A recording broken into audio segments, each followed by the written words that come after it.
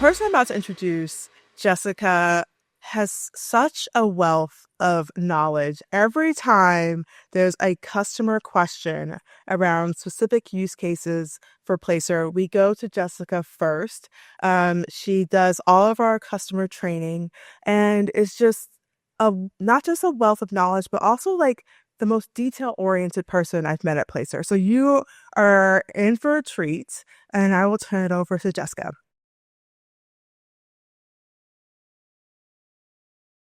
All right. Hi, guys. This session's going to be a little bit different. Today, we've talked a lot about trends and what's happening in the markets and what's coming vision-wise. Can we get the screen on, by the way? It should be mirroring the laptop in a second. So this session, we're going to do a little different. We're going to make hands-on. What are buttons I can click to do things that are different that you might not know you have in terms of features? I find when I'm training on Placer, it's a robust platform. There's a lot. None of it's hard, but there's a lot of options that you guys have. So I was going to mention a few really cool, I should stay by the mic, shouldn't I? A few really cool options, features you might not know you have, how to use them. There's applications for every vertical, really, for each of these that I'm going to show. And then this can be really FAQ. You guys can ask questions if you just have questions about how do I do XYZ. I'll try to pull it up. I don't have slides. I have a live drive of the actual platform, so it's a little different. We're in like day one of our use with you guys, and in the demos, and as we've started to learn the product, we've seen the need to create like our own groupings of retailers. So we work in wireless, so the difference between postpaid, prepaid, and then national retailers. If we create those groupings, is it possible to share those with the other users who are from our organization so that we can standardize them across our enterprise? 100%. Yes. So this is a perfect question for this session. We have a feature, if any of you guys haven't seen it, called My Zone. And in your My Zone, you can create tags. We can actually have our support team. Let's say you have a list of a bunch in a spreadsheet. Our support team can create tags for you, or you can do it on your own. We have a lot of people who will, on the retail level, will use tags to create different types. These are our small format stores. These are our large format. These are the ones with drive-throughs. These are the ones without. Then they analyze them separately. So they're able to look, and those tags are normally shared with everybody in your org. They're not user specific, they're account specific. Does that answer the question? Perfect. Thank you. Yeah. If you make a tag, you're the only person that can edit it. But if you click on company tags, it's right there. You'll see everybody's tags. If I click on company tags, I see every Placer tag. It's a lot of tags. So a lot of people don't know that we have an option called Quick Compare. So let's say you're looking at a property, a shopping center, a store, and you want to look at that same location, but with different filters. So I want to look at this Kohl's in 2018 and 2023. You can duplicate the POI, assign different filters per POI, and you've got it side by side immediately. And I'll show you guys, if we can get the screen up, where to click to get it. If you guys have ever been on webinars with me, this is what we do. I'm like, here's the button to click. Here's where you need to go. And we record every webinar, so if you can't attend it, sign up anyway. If you sign up, you're going to get the reporting in your email, usually the day of. Then we've got the same thing, Quick Compare at chain level, which I have to show you guys. You can look at Lululemon, for example. 2018 to 2023, their demographic profile is now different. It has changed. The way Lululemon's business has changed, the demographics have changed, some psychographics have changed. You also look at the same chain, let's say Home Depot, in different markets. You guys did not know the Home Depot customer profile nationally is different than Home Depot customers in Florida. And if they don't know that, that applies to not only site selection, but how do we do advertising, even what we use in the images of the advertising.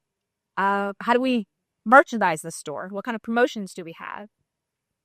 All of this matters. Like Will was saying, his presentation, localization is what matters. It's where it's at. All right. So you guys see this button, duplicate?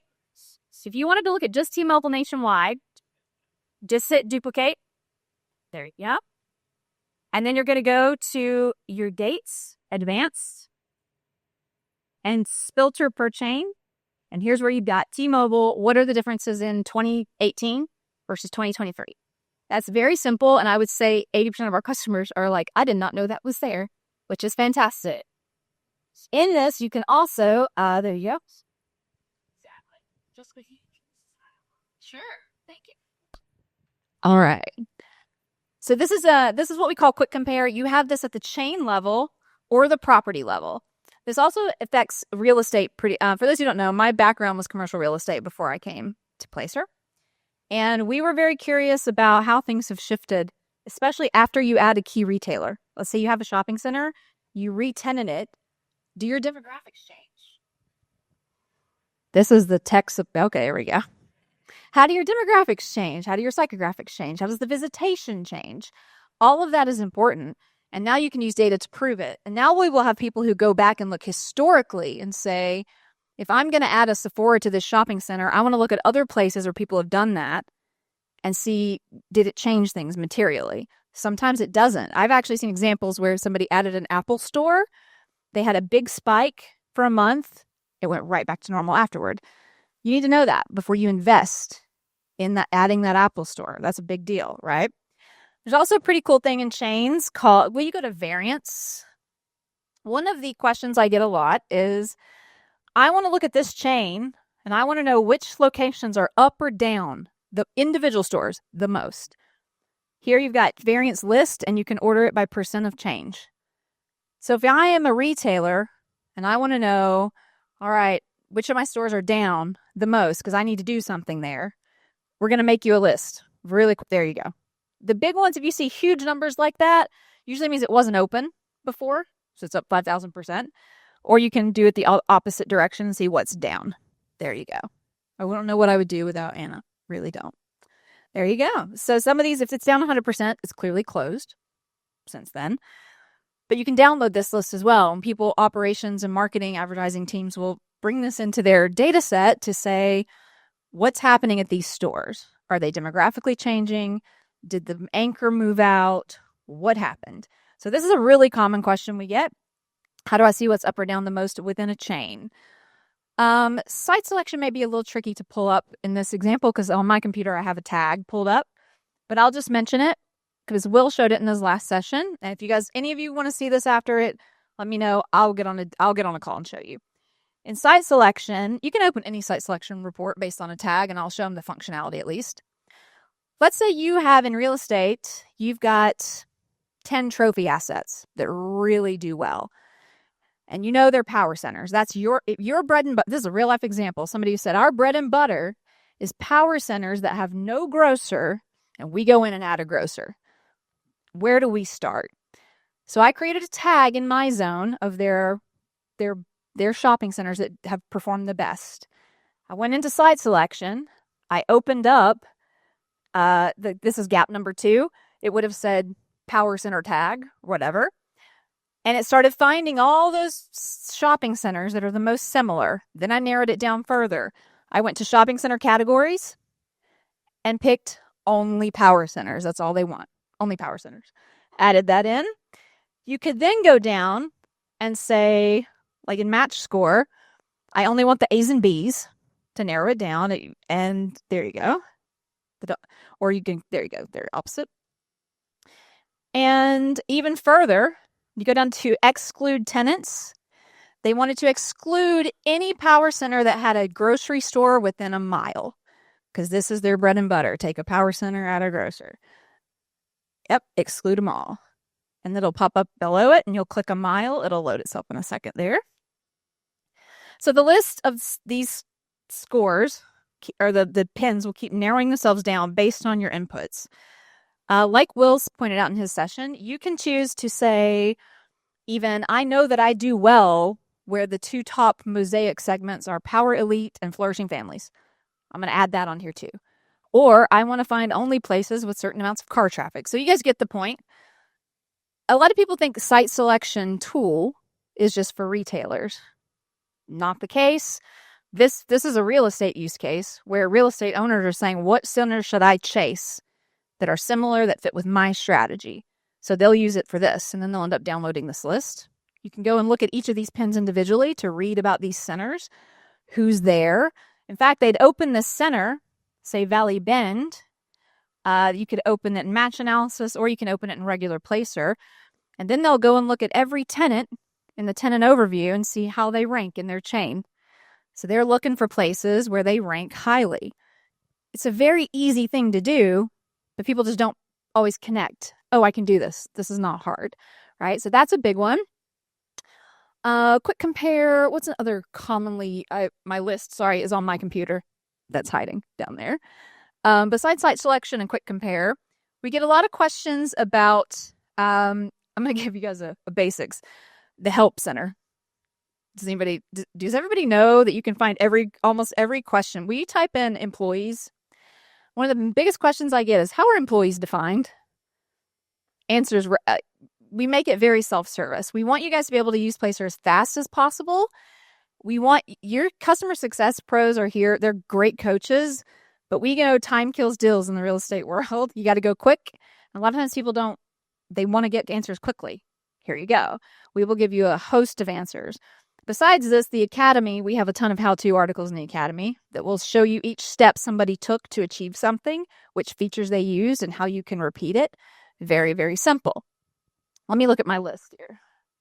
Now that I don't have my tabs all up. Audience filters. All right. Another big one that people don't know. Regular property report, pretty please. There we go. This one might not work for that. You can look at a region. I live in Atlanta, so let's say downtown Atlanta. I pull that up as my POI, or any region at all. And if you can think of any region to pull up in property, that's fine. We get a lot of questions, Atlanta specifically, about the audience differences. If any civic people are in the room, you might know that when you're looking at an area, the people that live there, very different to the people that visit there. And who are you building for? So this came up with actual Atlanta downtown. As you know, Atlanta downtown has the World Cup coming up in 2026. And they were wondering, who do we develop for? Do we develop for the visitors? Do we develop for the residents and the employees? So you're able to pull up when these reports, we use quick compare again, but instead of time ranges, use 3 different audiences: your employees, your residents, and your visitors. And especially in somewhere like Atlanta, they are materially different. They have different preferences. They shop at different places. But you can also see the volume of people is very different. So in this case, Atlanta downtown decided we do need to attract businesses for visitors, for tourists, because the World Cup is coming. But they didn't want to bring in things that were going to die after the World Cup leaves. So they were looking for synergies between the two. So this is what they used. They pulled it up. They said, what are our different audiences? And I want to compare them to each other. So this has been a big use. It's not too, as you guys can see in the filters, you've also got filters for day of the week. We had somebody ask about, might have been Miami Design District we were talking about. They were talking about our audience is very different when an event like Art Basel is happening than when it's all locals here.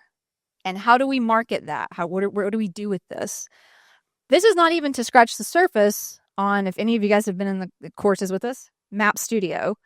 We have an entire tool called Map Studio, which you do not have to open it. I did not plan that. But where you can start building a map and adding layers based on what you care about.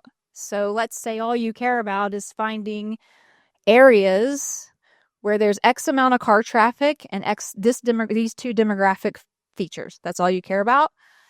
You can build a map, and I think I've done them in about 4 clicks, very, very quickly. I post them on my LinkedIn a lot and show people it took me 4 clicks to get here, and I didn't have to get into an entire GIS platform. So these are all, you'll see everything's built into it. It's very, like here she selected the target. So if you click on vehicle traffic volumes, maybe, Anna, just for kicks, you guys will see you can start narrowing it down with that toggle, right? I only want to see roads with a certain amount. If anybody's advertisers in the room, billboard advertising has become a hot button lately. People are asking, where do I put a billboard?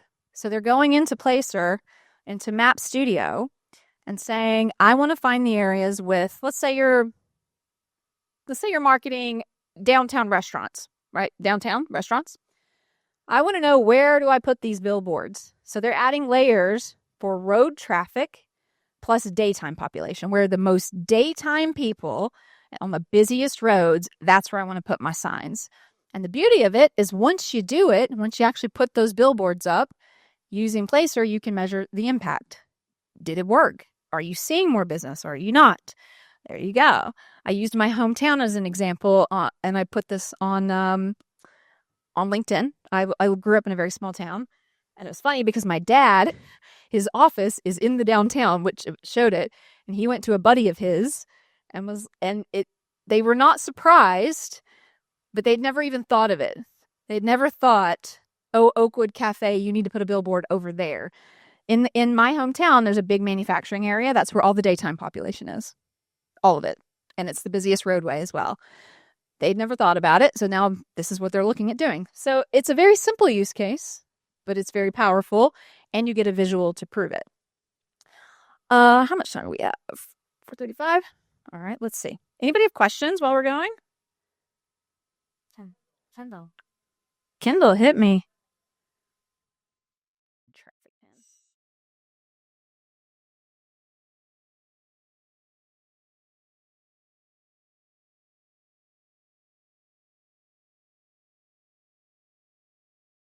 How you would gauge the effectiveness of a marketing campaign using the platform. She's asking hard questions over here. So it depends on the marketing campaign. There's a couple ways you can do this.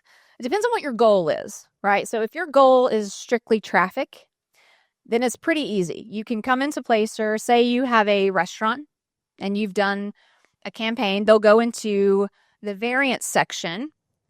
There you go. There's variance. They know we started a campaign. This is not a real example, so it might not show that, but they start a campaign X date, and they can see immediately for that next week or month, how much is my traffic up or down over the previous week or the previous month or even a previous year. So they're getting a very quick measurement on did it go up, did it go down. Some people just go look at regular metrics. Like for example, events are a big use of Placer data. We had a festival. Actually, we have a case study on this right now if you guys want to read it. City of Dunwoody in Atlanta, which is, I've been to this event. They have a lights event, right? Christmas lights. It's unticketed, so they didn't know how many people were showing up. They couldn't get budget for it. They used Placer, and the attendance was like quadruple what they thought it would be. They immediately got a much bigger budget. And now next year, they will come in, look at the data, and say, we had 40,000 people, now we had 65,000 people because of this marketing campaign we did. If you get much more advanced, we have tools like Persona Live that allow you to do direct marketing, right? You can target, you can say, let's say you guys have a store and you know that your best stores really, there's two segments. There's 2 Persona Live segments that shop at that store the most. And I want to run a campaign and I want to measure, or I want to activate on Facebook or Google or whatever. I want to activate on Facebook in just these 5 zip codes, just to that persona.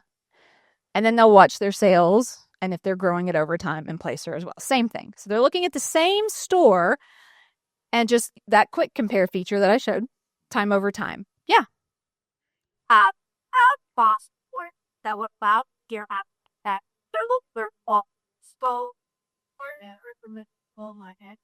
I can't hear. Oh, yes. Gotcha. Yes. Okay. So we have the great thing about Placer, as we've grown, you have geotargeting there? There you go. So we have a tool called the Geotargeting Planner. As you guys know, when you look at Placer, you're looking at trade areas, right? How to market in your trade area. And in its simplest form, we have a lot of people who will narrow down their ad spend just by targeting the correct places. So we created this thing called a Geotargeting Planner, which is a slightly customized report. You ask for the parameters you want, and it'll get reported back or sent back to you. And you guys will see, there you go. The Geotargeting Planner will give you, is it 5 tabs now? We keep adding to it. Of what is your goal? Is your goal to steal customers from your competition? Is your goal to grow your trade area? Is your goal to just get more loyalty, to get your existing customers to come back more? And it will tell you which zip codes to target, with your marketing, whether that's mail, digital, billboard, whatever the case may be. You got a good example up right there. I don't even know what this example is because she's live driving, but yes. And then over time, the measurement piece is a little. Go ahead. The campaign impact report. Correct. So now we have we built this one, and then we built campaign impact, which is built for exactly this. It's an extra report that when I say extra, another hot tip, we have a whole catalog of reports called Placer Extra. Jess, yes, that's actually what I wanted you to go over. So you're showing some great extra reports for marketing and advertising, but extra, guys, it's like gold. Yep. Most customers don't use it. You get credits when you buy, and you should use it. So will you also take us through like a few key other extra reports that people should be using that they maybe will not use or have not used? Excellent question. Yes. Thank you. So this is a question we get a lot. We have a catalog, and it's under advanced reports called Placer Extra. When you guys sign a contract with Placer, you get built-in credits. You can buy more if you use them all, but I'd say how many customers have ever used all of their credits? It's not many. It's pretty rare. We give you a lot of credits. We want you to use them. It's an entire catalog of slightly customized reports that you can request that will really give you more power that you don't think about. So at the top here, you've got things like heat maps. This seems very basic. When I first started with Placer, this was the first extra report we built where somebody said, what area of this parking lot is the least used, or this mall that I should put a kiosk in? Heat map. We ran them a heat map for all their traffic of an entire year and said these little areas are the least used. Carve them up in an out parcel or put your fireworks or your pumpkin patch guy there. Easy peasy. Very, very simple. We've got some that are based on civic, like trip origination by market. If you're really interested in tourism, where are people coming to your city from, right?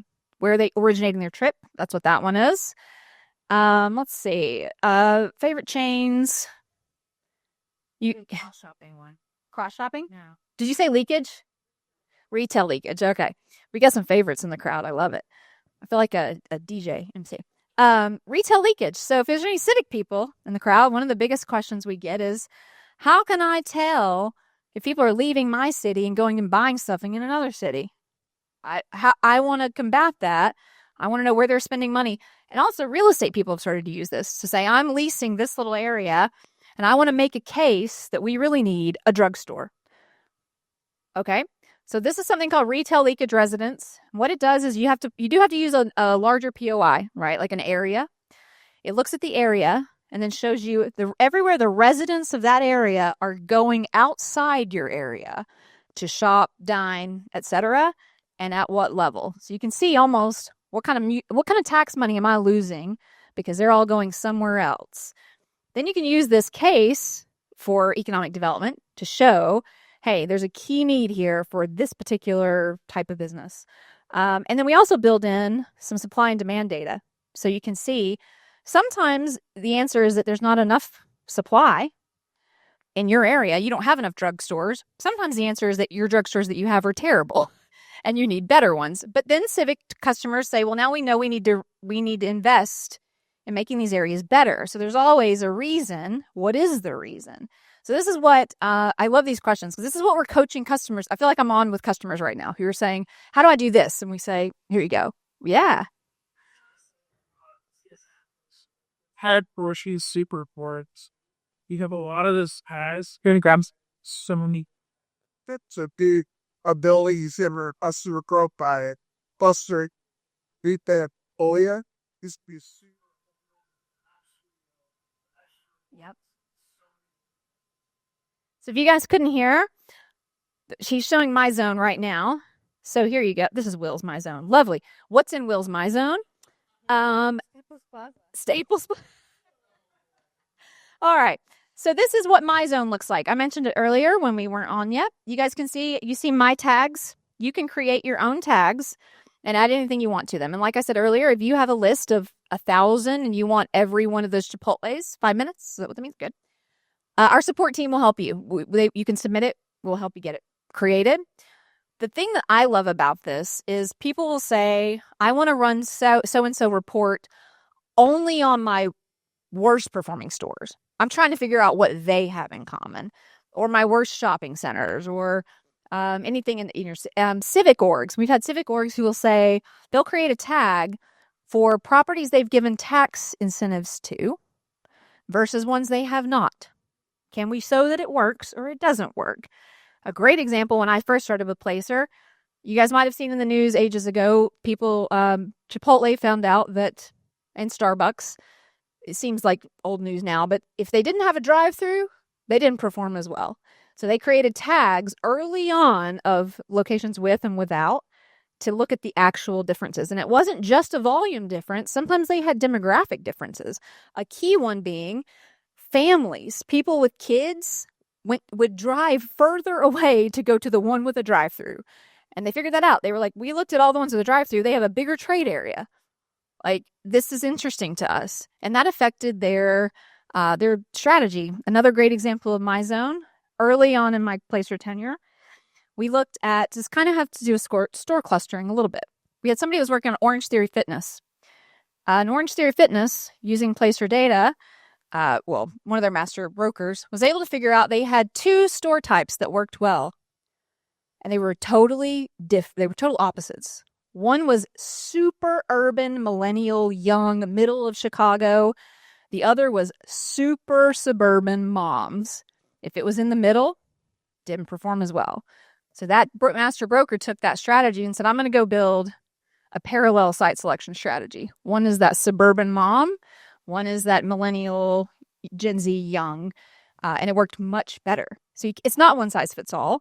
But the tags, to your point, allow you to analyze different cohorts depending on anything you want. Even if you have competitors, yes, that's one of the key things that I train people on in the 101. They think they can only look at their own stores in Placer. Nope, you can look at all your competitors.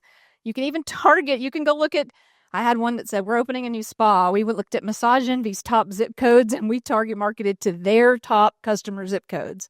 Super smart. Seems very basic, but it works. Yeah. Hit me. Compliment this. I think this presentation was better than what you had planned. So we saw the products that you brought it to life. So thank you. Extemporaneous. It is as one of the almost original people with Placer.ai. I know there's some day one people in the room, or soon to be day one people. What are the qualities of people who learn the fastest and use the tool the best? Ooh, that's a good question. One of them is just time, spending time in the dashboard, right? I also think Placer works better when you come to it with a question. If you just start, yeah. If you just start pulling up reports and just looking around, I tell every new user, the best way to get used to Placer, go look, where do you shop for groceries the most, or what? Go look at that place in Placer, because you'll be able to connect with it. You'll understand, oh, this is what it's telling me, and here's why. Great example. My parents live in a farm in the middle of nowhere. I used site selection. I used void analysis to tell me what retailers should go there, and all it gave me was farm supply and hardware stores. And it was true. And my dad was like, that makes total sense. So he's like, I got to drive 30 minutes for that. Great example. That's a void. So look at things that you're used to, and then you'll start getting context for the data. Spend time in it. Work with your customer success manager. If you don't talk to these customer success managers, guys, they came from your industries, almost all of them. I came from real estate. She came from retail. Other people came from advertising. We pick them carefully on purpose so that they know, like retail, they know what your life is like and what you're trying to achieve. We know you guys buy data to save time or save money or make money. So when people say, I'm just looking around Placer, I don't know what to do with it. But that's one thing. If you come with a question and a goal and you say to me, I'm trying to lease this space.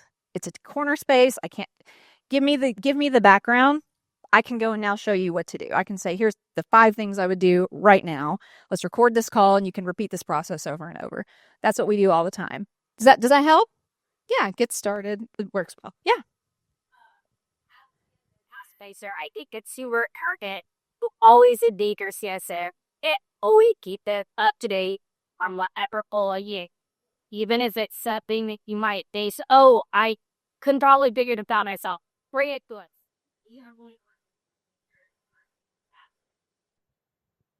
She's right. They I have been here since day one, and I still go to these other guys because they've worked in their fields. And I'll say, you understand advertising better than me. Show me the best thing to use right here. In the extra catalog, I know we didn't get very far, but there are, as you go down the list, there are ones that focus on not just civic and real estate, but like Lena said, marketing, campaign performance, target marketing. I can't even see the list now, but they are, yep. And you guys can start typing in, like store closure impact. That's come up a lot lately. When I close a store, do I lose my customers? Do they go to my competitor, or do they drive further and go to my other store? We got a report for that. After it's been closed for 3 months, we can show you, here's how many of your customers churned and went to your competitor, and here's how many went to your other store. Here's how many you lost completely. That helps with future planning. That's where they say, we understand. We have another case study with Floor & Decor, who built an entire customer transfer model just using this data, understanding here's how many I'm going to lose, here's how many I'm going to keep, et cetera, et cetera. I think we're almost up on time. Yeah, I would love to hear final words of advice. Oh, final. Well, I feel like a guru of some sort. You are one. Final words of advice. If you guys want me to get really tactical, here's my words of advice. Request POIs very early. Placer's an accuracy first platform. We really want to be accurate. The best thing we can do is get these POIs added into the system and get the geofence drawn well. So we really work hard to do that. So if you guys ask, we're going to try to get them in the system. We have a couple different, we have other solutions for really urban like situations. One of the things people don't know we have is something called nearby activity. Some people feel like because we can't geofence a Starbucks on the bottom of an office tower by itself, they can't use it. Incorrect. We have people who use the data for just Manhattan all the time. They look at either, and if they can't geofence just that Starbucks, they'll look at the block. They'll look at a nearby activity report. So they'll say, here's 4 Starbucks. I want to measure 500 feet around all 4. So they have an apples to apples. Or they'll use a traffic pin. Put a traffic pin in front of, support will create a POI that's a traffic pin. So there's always an apples to apples comparison. You sometimes just have to get a little creative with what you're using. But we'll always give you some way to measure this information, compare it to each other. This is where, like Angie said, your CSM will help you. They'll say the best thing you can do in that situation is XYZ. So you're never by yourself. The best thing about Placer is you are never by yourself with any of this data. If one of your CSM won't help you, I'll help you. I'm probably going to regret that, but we will. We're here to help. Awesome. Thank you so much, Jessica. Anna, thank you. Amazing session.